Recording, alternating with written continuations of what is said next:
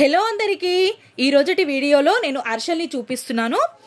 బియ్యంని నానబెట్టే పని లేకుండా బెల్లంని పాకం పట్టే పని లేకుండా ఈజీ పద్ధతిలో ఎలా చేయాలో చూసేద్దాం. ముందుగా ఒక గిన్నెలోకి 1 కప్పు వరకు బెల్లం 1.5 కప్ వాటర్ని యాడ్ చేసేసుకొని బెల్లంని మెల్ట్ అయిపోయిన తర్వాత ఇంకో గిన్నెలోకి వడగట్టుకోవాలి. అందులోకి ఒక చిటికెడు ఉప్పు, 1 స్పూన్ వరకు నువ్వులు, 1 ఇలాచి వేసుకొని 1 కప్పు వరకు పొడి బియ్యం పిండి, అదే విధంగా 1/2 కప్పు వరకు గోధుమ పిండిని యాడ్ చేసేసుకొని మొత్తం ఒక్కసారి మిక్స్ చేసుకోవాలి 1 మినిట్ పాటు.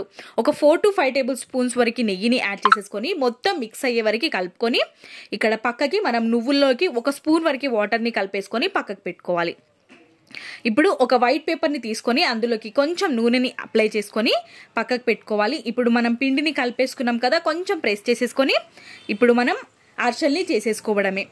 మరి మనకి పిండి అనేది గట్టిగా లేకుండా కొంచెం మెత్తగా ఉండే విధంగా చూసుకోవాలి. ఇలా నువ్వుల్ని మొత్తాన్ని స్ప్రెడ్ చేసేసుకొని మనం చేసుకున్న అరిసెని ఫ్రై చేసేసుకోవడమే. ఇంకా డీటెయిల్గా కావాలి అంటే వీడియో కింద లింక్ ఇస్తాను.